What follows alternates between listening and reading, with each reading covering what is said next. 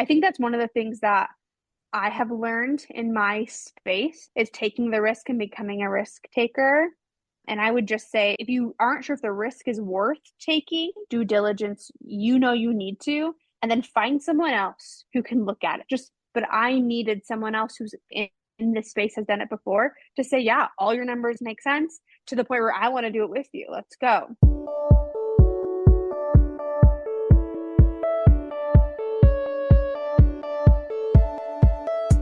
So you want to make an impact. You're thinking about starting a business, sharing your voice. How do women do it that handle motherhood, family, and still chase after those dreams? Well, listen each week as we dive into the stories of women who know. This is Call Me CEO. Welcome back, everyone, to Call Me CEO. This is your host, Camille Walker, where we celebrate mothers and women building amazing businesses. This is a part 2 of a part 1. We're talking with Tana Cofer, and we are sharing in this episode how she built Glitter Faced. It is a mocktail cocktail liquid glitter that you can add to any drink to make it fun. It's sugar-free. It is gorgeous. It can be used for friends, parties, anniversaries. The list just goes on and on. But if you haven't listened to part 1 yet, go back to the other episode where she shares with us how to build successful e-commerce businesses on Amazon. It is incredible. This episode is about her specific brand, the highs and lows, how she built it. We're going to demonstrate it and everything. So if you're watching this on YouTube, you can see it. Or if you're listening, that's fine too. But Tana, thank you for coming back for episode 2. Absolutely. Yeah, I'm happy to be here. Excited to talk about my product, the evolution of my product, and where it is today.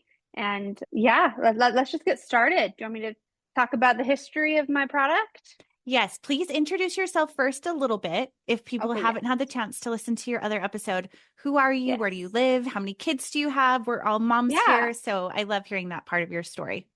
Yeah, my name's Tana Cofer. I live in Utah. I've been in Utah for about 7-8 years or so. Originally from Oregon, the Portland, Oregon area, and moved here when I got married. I currently have 3 kids and 1 more on the way. My oldest is 17, adopted 7 years ago. That's a full awesome podcast story in itself that needs to happen. And then I have my 5-year-old girl, my 3-year-old girl, and the question mark child that's coming soon. Oh, so that's my family. Are you planning to find out if it's a boy or girl? Yes, I will find out in the next couple of weeks. So yeah. Oh, that's so exciting. Okay, so you are the e-commerce queen. You've helped big brands grow on Amazon, people who were just starting out and launching, but more for the people who have established businesses and big, huge brands, things that you probably have heard of. I'm trying to remember. Let's see how many I get. Congo, their subscription and their dog toys. You also did you say you helped Wayfair? You didn't list that, but I swear you said that in a conversation. Yes? Yeah, I run brands on Wayfair. Yes, brands on Wayfair. What are some of the other big ones you've helped to grow? Yeah, Pandora Jewelry is a big one. Capri Blue candles, Skullcandy headphones if you're here in Utah. Samsung phones is another one. So she knows what she's talking about. So with all of that knowledge, you said, okay, working at Pattern was great. You helped all these big brands grow, but now she has actually taken that knowledge and she helps she runs an agency where she helps businesses to scale and grow on Amazon. And she does it for herself through her own agency, as well as this product Glitter Faced, which is what we're going to talk about today. Okay, let's talk about Glitter Faced. First off, what gave you the idea to come up with a liquid glitter for mocktails, cocktails, and drinks? Yeah, my background is pretty interesting, but really I was a mocktail drinker for so many years. I've always cared about what goes in my body. My mom's in fitness, I'm in fitness. I focused on mocktails. Early last year, I started to dabble in the alcohol space, really not knowing a lot about it, but I always felt like going out with my family and friends. I was like, we're all drinking different drinks. We all are having a different experience, I would say, at the same restaurant. And I was like, is there a way that we can all have this similar shared experience? Because some of us drink mocktails, some of us drink cocktails, some of us are sober, some of us are not. And so I just thought, what if we got edible glitter? And so I looked online at the edible glitter that was there. And the competitors, they're just incredibly messy. You open up a jar and the glitter just poofs everywhere, right? You open up a packet and it just poofs everywhere again. It just was so messy and it didn't really make sense. In the whole packet, you needed it for the whole glass. And so I just thought, okay, I think I can make this better, elevated. I can even maybe offer it to bars so that they can serve more glittery drinks and glittery shots for bachelorette parties. That's one of the ideas started. And then I started to look into it. Huge area of opportunity, very open market, not congested. There's no leading brand. If I tell you edible glitter, I'm sure you're not really thinking of a brand today. I hope in 5 years you think of glitter faced. So why get, I'll say shiz face. I don't know if I can swear on this podcast. You can Like, if you want to. But just why get shit faced if you can get glitter faced? And so that's where we came up with the name glitter faced. So yeah, and so we basically made the glitter into this bottle. It's a liquid form. And so I'm trying to make it so you can actually see it, but it's liquid. You shake it, you add it to your drink. It'll change the color if you want it to, and you add the full 3 droppers, or it can just add a little bit of shimmer if that's what you want as well. Okay, so for those of you who can't see and you're listening right now, it is what I would explain as a dropper that you would use for like a face oil, essentially. Yeah. It's a way that I would explain it. So when someone they're wanting to make a glittery drink, how many Yep. drops would it require to give the Yeah. effect? Yep. So we say 1 to 3 full droppers. So you would open it and you would drop in 3 full droppers. And that's if you want the color changing effect. If you just want a little shimmer, you can do 1 or 2. We even have one that's called just shimmer. All the ingredients that are in it are water, the edible glitter, which is called mica. It's found in most of your supplements. It's just ground up. And then we have the potassium sorbate that allows it to be shelf stable for 2 years. That's literally all that's in it. That's it. So there's no sugar or anything like that. So if you just wanted shimmer, no color, you would buy this one. But all of our others, you'd want to do the full 3 droppers so you get the full color. Okay. So let's say a big market, I think, would be for kids' parties. If you have a themed drink, you're wanting to get a certain color effect. What would be a good amount for people to buy if they're wanting to, let's say, host a Ninja Turtle party and they want green drinks? Like how many of these droppers would I need for a party of, let's say, 10 kids? Let me show you how many you would need because I have it right here. I'll just use a can of Sprite and show you, and I'll just pour it in the drink here. It's been open for a little bit. And then I'll shake the green. Okay, you can see it's just Sprite. It's just a little bit of carbonation. Most kids are going to fill their glass like way higher than 8 ounces. And if that's the case, you just will want to add more color. Not a big deal. But as you can see, this is not even 1 full dropper. And you already are seeing the color take over. We'll do 2. I'll just do 2 for now so you can see. And I'll put it even close. Look how bright that is. Yes, that is so fun. Okay, you've got to watch this on video so that you can see how pretty that is. It like swirls around. Yeah, that looks very magical. Very pretty. And it's tasteless. Literally, we've done a blind taste test before. We're going to do another one where we've actually blindfolded kids and adults and we had them taste and guess which one had glitter in it. And you can't guess because there's no texture. There's no, people think craft glitter in your drink. It's not like that. You can't even taste it. So it's just a fun extra thing to add. What I like, we always use Sprite, and I'm like, man, we should do a partnership with Sprite. This is what you really think should come out. Yeah. Like, this is what should come out of that drink. It's the same color. So for a party of 10, what would you say for how many droppers would I need for a party? Yeah, for a party of 10, you would only need 1. You just need this. And how much is a bottle? $16.99. Okay, so fun.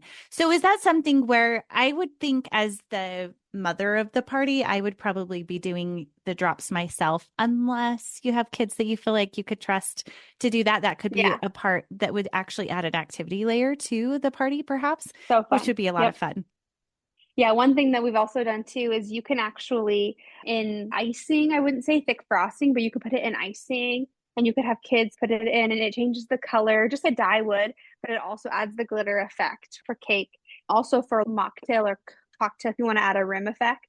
Normally what you would do is you would pour honey or agave syrup or something on a plate, and then you would grab this and you would rim it. Mm-hmm. So you can see some of our TikTok and YouTube videos or Instagram videos.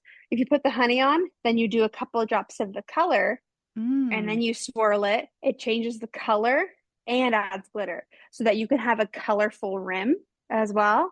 And then you make your drink. So, like for the holiday season as well, it's a really fun addition to just like just a party, but it adds that, oh my gosh, what are you drinking? Like that is so fun and cool. And it didn't have to add any alcohol in it to have fun. Oh, that's cool. And I think it could be really fun even to add to like a caramel or something like that that you're putting on top Oh of yeah, ice cream or like anything. Yeah, all sorts of things. the biggest thing is just making sure if you're changing the color of something that's already a solid color, you have to be fairly generous. So if you're going Mm. to bake and cook with it, you may want to add more. We're actually working on a specific line for people like that. So it's like a much darker concentrate of the dye. We're in the middle of doing that just because if you're trying to change the color of a really dark beer, for example, it takes more Oh, drops. yeah. I'm thinking like a light caramel sauce Like just a to go light, on something. Yeah. yes, And just drizzle like it. a light. Yep. Yeah. Okay. So let's talk about as far as product development. That's something that we share here on this show. What were some steps that you had to go through? Because in episode 1, we talk about how to discover a viable product of something that would sell and do well on Amazon. Now, this is something that with all of your experience of seeing and researching and helping so many brands grow online, what were the steps that you took to create this product and make it something that you could then sell on Amazon? Yeah. So because my experience was selling products on Amazon, I knew exactly the first things to do, and that was to look for market opportunity. Were there any key leaders in the space? What were the cost of product? Can I manufacture it and make a profit if I were to sell? Yada, yada. So I did that research and realized, okay, there's a market there, there's search volume. People are actually looking for this. The main complaint in their reviews also is that it's mess free or that it's messy. The competitors are messy, so they wanted it mess free. So I knew that I could solve the problem that people had, and I knew that I could do it in an elevated way with a fun brand behind it. So I knew that I could do that. I would say in terms of like my next steps after that, once I understood the opportunity, made the Amazon account, did those basic steps, I then thought through packaging and labeling and all of the other stuff as well. One thing I did want to share though is our first product iteration did not look like this. And it actually wasn't even in liquid form. So the main problem we saw was that people didn't want it messy. So we actually thought of, okay, why don't we compact the glitter into like an Alka-Seltzer looking tablet, basically, so that you Mm. could drop it in your drink and it falls like Alka-Seltzer does, but without actually adding in all the additives that are needed to make a compact disc. How can we do that? And so we thought of, okay, why don't we do a similar process of cotton candy? And so you literally are swirling like the sugar, you stretch it out, put the glitter inside, fold. And there were a few other I would say creators, content creators or influencers who had done that, but not a brand behind it. It was just like their unique way of adding the glitter. And so we saw that and we were like, man, that's awesome. And we sold those really well. However, cotton candy melts. Mm. So shipping it into Amazon, your product has to be able to withstand up to 170-degree heat. Wow. Cotton candy can't withstand 170-degree heat. We tried different packaging. We did a lot of tests at home with like crock pot in the Mm. oven at different degrees to see, and they all melted. Either that or we would have to have so much cotton candy because cotton candy is sold all year round, but they're in large quantities in big bags. And a lot of those companies, they ship it in and they don't ship anymore after like April. They're like, okay, we shipped it all in. We're not shipping it anymore. It's all on the shelf. If Smith's down the street runs out, that's a bummer. They're not going to get any more until October because we just can't ship it. And that isn't a super sustainable business for me, at least, not being able to sell really throughout the summer. So we had to innovate, try again. We knew we had a good product and we knew we had a solution to a problem and we knew there was another item form that we could do. So that's when we thought of what about a liquid? Just like people add bitters to drinks, lemon juice, lime juice, simple syrup. Can we add the glitter in that way? So that's when we came up with our product. Oh, that's so smart. Was it hard to find a manufacturer to source the product to get the things that you needed? Because we have so few ingredients, I would say it probably wasn't as hard as others. I will say we decided to go the US route. It was very important to me that every piece of our product be from the US, down to even our label. The bottles are technically, these glass bottles you hear, are technically made overseas, but there's a group of businesses like ours that here in Salt Lake have a community, and they all ship in massive quantities of these in bulk, and then we can buy from there. So like technically this is made, the bottle itself is made overseas. I don't believe there actually is a glass manufacturer in the US, but every other ingredient is all US based, and it's actually here locally in Salt Lake. So we even will drive up, watch the process, make sure they're following it to what we want, and then they'll label it for us, and then we take the product. So we felt that was less risky than having it overseas and the ports are closed. What are we going to do? It was just really important to us from a business standpoint, but then also just a personal standpoint. I like to buy products that are made here in the US. I know where the ingredients come from, a little less sketchy. And so we did that too here. And I wouldn't say it would have been hard if I wasn't well connected, but because I'm very extroverted, I go to a lot of these mocktail cocktail events. You figure out who knows who. And so we were able to figure out who does glass bottle manufacturing here and work with that individual. Oh, that's smart. I feel like networking is one of the best ways to grow a business because relationships build businesses. They really do. Absolutely. Yeah. What would you say is a good retail markup, or how did you know how to price the margin that you were looking for when you were Yep. putting your product together? Yeah. So at the beginning of a business, I would say you have less margin to work with because you're not buying every ingredient in bulk, in significant bulk. The most expensive item for our product is actually the glitter. It's not the glass bottle, the label, none of that.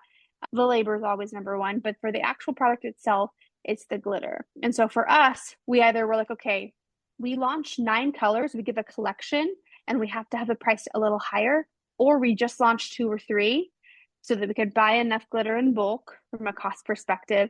But we only, and we can launch a product a little lower, but we only have 3 color offerings.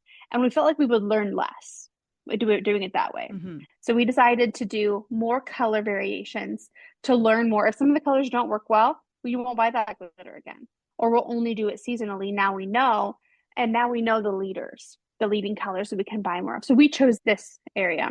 In terms of margin, the more we sell, the more people buy it, the lower we can drop our prices, the more discounts we can offer. That's just how the business works. In this space, we're one of the more expensive ones, but we aren't the most expensive. But we're right there on top. And we felt that was our brand. Our brand is more elevated. We're not doing plastic containers. We're not doing plastic pouches. We can't be like our product isn't 50 cents to make. It's a glass bottle. It's an elevated experience. So we expect an elevated cost. Our product also, we believe, looks really good on the shelf with the rest of your bar items. Whereas those other packets that look like Minute Maid packets, or I wouldn't say that they look elevated on that shelf. And so usually those are in a drawer, and we don't want our product to be shoved in a drawer. Our product deserves to be on a shelf. So we priced it that way. We designed it that way. Ooh, I like that. I like those considerations of who is your target audience and what is the experience you're trying to offer, because that will reflect the product quality and the price, which makes a lot of sense. Yeah, we've talked about for the kids line, for example, for parties, the kids may not care so much about the glass. We hope the parents do and they appreciate that.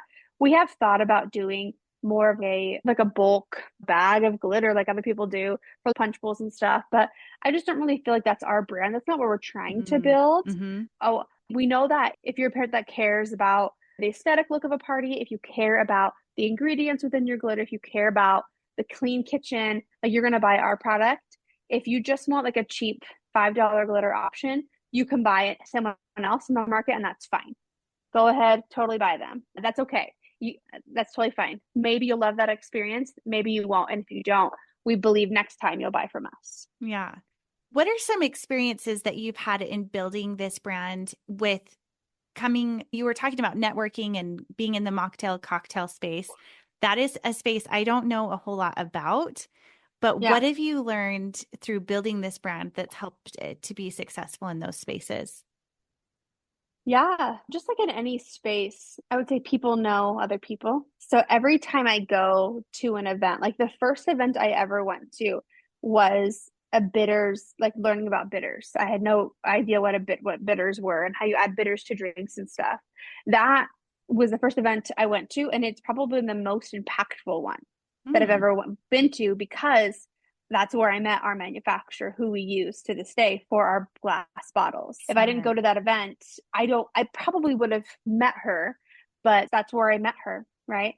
And that's where that relationship began. That's also where I learned about the things that people don't put glitter in or wouldn't, or how to make cider. I learned more about the space because I'm newer to the space from a business perspective. I'm way newer to the space. So I don't know these things. So I would say every event I go to, I learn more and more. I love that. What do you think is a lesson that you've learned in building this business that you didn't know even a year ago that you wish you would have known or maybe would share with someone who wants to build a business? Some advice you would give to yourself or to that person? Yeah, it's crazy because a year ago, I didn't even have this idea. Like last October, I had the idea of starting my own thing. I already had an agency. I had the idea of glitter in the back of my mind, along with a dozen other things. And it was really like doing the research and actually saying, okay, could this even work? Like sitting down one night, watching New Girl, whatever, like sitting down, doing, plugging in the numbers, saying, hey, could this actually work? Calling up a friend of mine who I felt like would want to do it with me, and both of us being like, yeah, let's go. So I think that's one of the things that I have learned in my space is taking the risk and becoming a risk taker. And I would just say, if you aren't sure if the risk is worth taking, do the due diligence you know you need to, and then find someone else who can look at it. Just, I couldn't have done it by myself. Technically, could I physically have found all the connections? Yes. But I needed someone else who's in this space, has done it before, to say, yeah, all your numbers make sense to the point where I want to do it with you. Let's go. That gives you that validation. Hmm. And the more you do that, then you don't, I wouldn't say need that validation, but I think it's just nice to just let someone else look at it. Let me review it with you. Let me say, yes, this would make sense. Yes, this is something you could do. Yes, you could do that with just 5K in your bank right now. Or no, you can't. Like, I'd be happy to help. Very cool. Okay, so that's something that we didn't touch yet on this in this episode is that with Rosie Ray, your agency, you actually help people to find success in e-commerce on Amazon.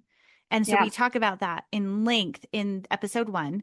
Now in Mm-hmm. episode 2, I think it's interesting to talk about you getting into TikTok Shop because that's Yeah. something that you're new to. Tell us about the process of that with getting your product there.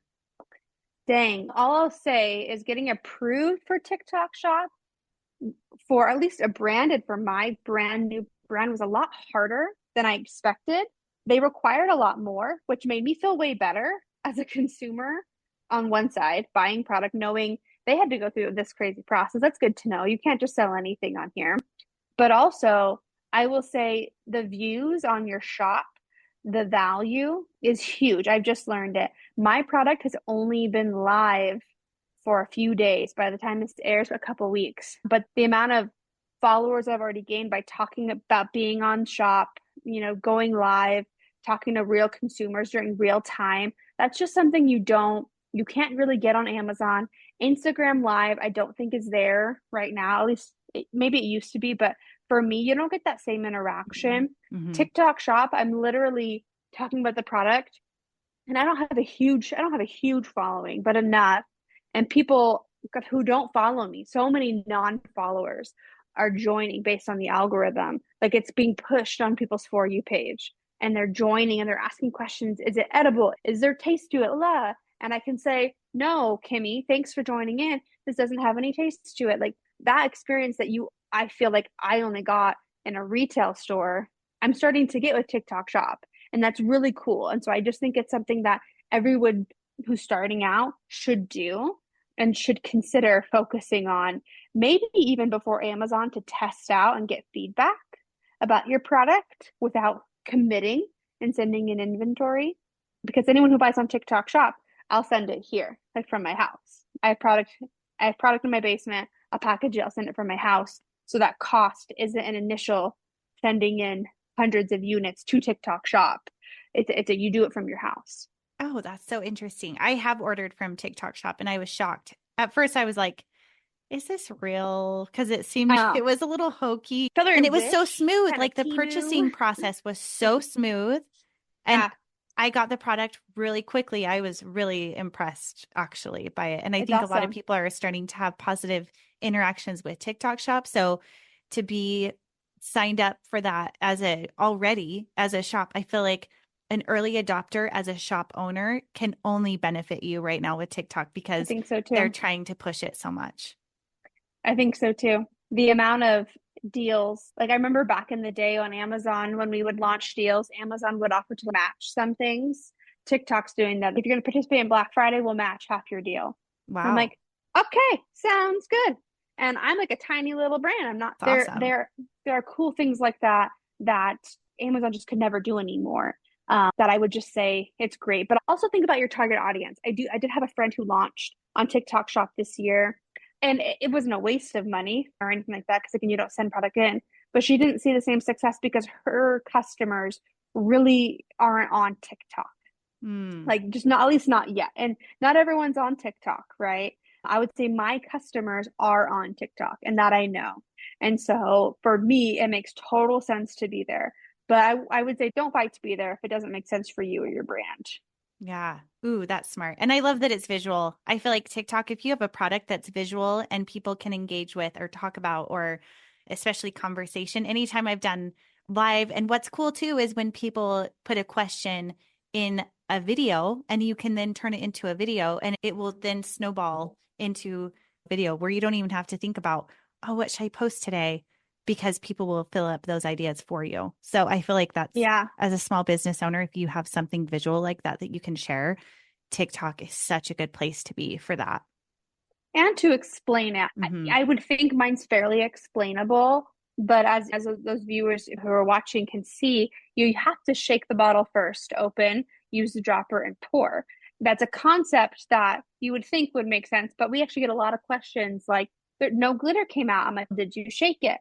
They didn't shake it. Yeah. Okay, so this is why we Yeah. have this is why you're here. We have a live, right? So that I can explain it, and hopefully that doesn't happen to the next dozen of people who buy it. And so I do feel like it's a great way to connect with your audience, build community. Community is so important as a brand. And I knew that before building a brand because I encouraged the brands I worked with to do it, but I had never truly done it myself, like leveraging creators. Like I have 20 creators who I sent product to last week who are now creating content. I'm going to send to 20 more who are now going to produce content. And it's genuine people who just want to try my product and test it out. Not a lot of followers, but people who are, I would say, loyalists to mocktail, cocktail, whatever they drink, and their audience knows it. And so I'm like, try this. If it doesn't elevate it, don't worry about it. Be authentic. If it's not who you are, don't do it. If you don't want to add the one dye that's in here into your body, don't do it. Everyone's different. But if it is authentic for your audience, I would love you to share it because your audience is my audience. So smart. I love that you focused on the micro influencer. It doesn't matter the size, it's more about that No, niche and that connection with the audience. And I think that it's really easy to get distracted by the big numbers and think that's who you're wanting to go for. But in my experience, it's more about the niche of the product, where if it that's what they're is. talking about. At the same time, though, don't be scared to reach out to the bigger ones. I Hmm. just had someone last week with 230,000 followers on Instagram. Literally, her focus is all around food and beverages and up and coming brands. I just messaged Cool. her and was like, hey, you want to try some product? She was like, absolutely. Here's my address. Would love to share it in the holiday mocktail. And I was like, okay, I'll send you every color. Like, okay. So So cool. I sent her a box today. And I hope she loves it. And if she doesn't, she'll let me know. I'm sure she'll be authentic. Like, this was not for me. Here's what I would do differently. And it's going to be so helpful because she's someone who has been doing that for years and has that experience. So either It's way, a I win. win. Yeah. And so it's just one of those things where as an advertising and marketing background, literally someone who managed like tens of millions of dollars at Pattern before in advertising, I would say that is the last thing you should do as a brand. We just now started advertising, and that's the space I've been in. We just now started in Q4 advertising, and a lot of brands started at the very beginning. And I just think it's a waste. It's a waste at the beginning. You don't know yet what your consumers want. You're making assumptions. Find the creators, find the content, build the loyal following, and then spend the money that you now have to try and blow it up. That is such good advice. Oh my gosh, this has been so helpful. So I have a couple of questions to wrap up Yeah. here that I Yep. always ask to all of our guests. Mm-hmm. First, I want you to talk about your special that you have coming up for Black Friday so that if people are interested in your product, they Yeah. can check it out and where to find you.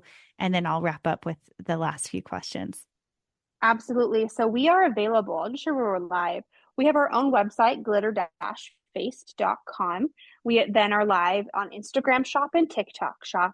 We're live on Amazon and we're live on Walmart. And actually, if you are a business and you'd like to carry our products, we're also live on Fair.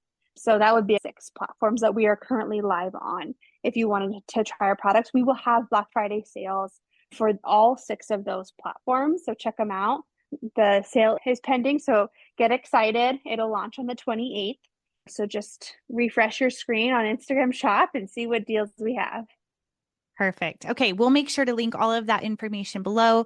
And one question that I always close up with all of my guests is what are you reading, watching, or listening to? And you can do one of each. You can pick one of the 3, whatever you prefer. Yeah, that's a good question. So I just started a book called Profit First. I don't know if you've heard of that or people have talked about I that. have heard of that one. Yes.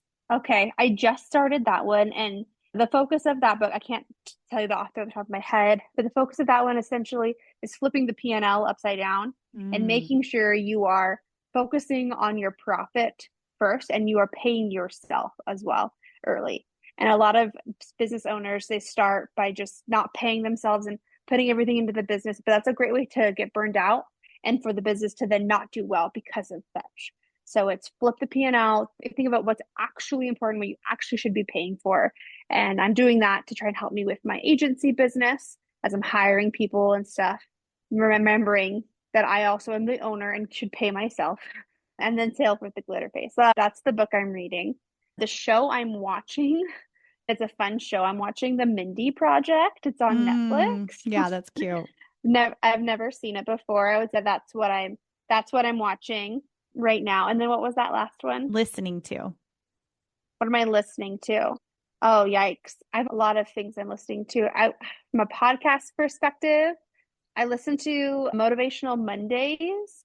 I listen to one podcast that's called CEO Mindset. There's a 5-minute long one. They do 5-minute, just change your mindset. And then they do an hour about why you should do that. And that's a good one. And yeah, that's what I'm listening to right now. Oh, I love that. Those are all good. I will for sure be checking those out. And then the last question I like to ask is a motherhood moment that you've had recently.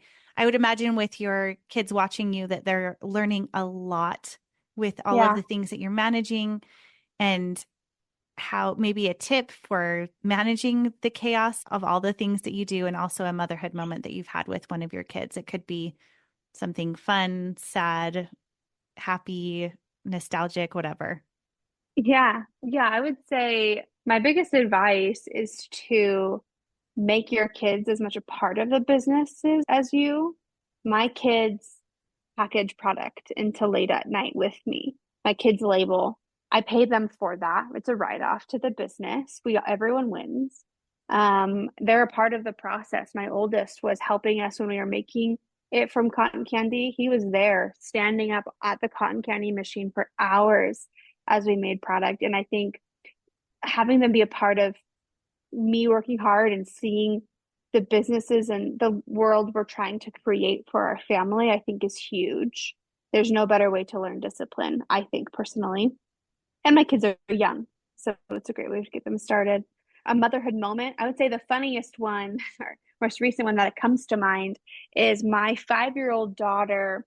She thinks she's the oldest. Now I have a 17-year-old son, but my 5-year-old daughter thinks she's the oldest. She just acts that way. I'm in charge. When mom's gone, I always hear my 17-year-old tell me, Amber thought that she was in charge. She told me to go clean my room. She told me to do this. She just takes over. A couple of days after telling her we were having another baby, she was happy, but you could just see on her face, like she was a little concerned. So I pulled her aside, I'm like, what's going on? And she just breaks down and I can't have a third kid. Because she was feeling like she was the mom too. She was like, I can't take care of Darren and Piper. I'm like, oh my gosh. And then so it was hilarious. Just this moment of like big sister, and so we had a conversation about how important being a big sister is, but you are not in charge. Cute. But it was Oh, funny. I love that. That's so cute. I feel like my oldest sometimes thinks he has to shoulder responsibility too. I don't know if Yeah. and he actually is the oldest where Yeah. I just worry about my younger brothers getting hurt when they wrestle and Mm. just that weight of the oldest. I don't know, but that's really sweet. This has been so awesome. And I hope you have listened to episode 1. If you haven't, go back and listen to it now. But we're going to put all of the links below for both the Rosie Ray Agency and Glitter Faced, so you can check those out.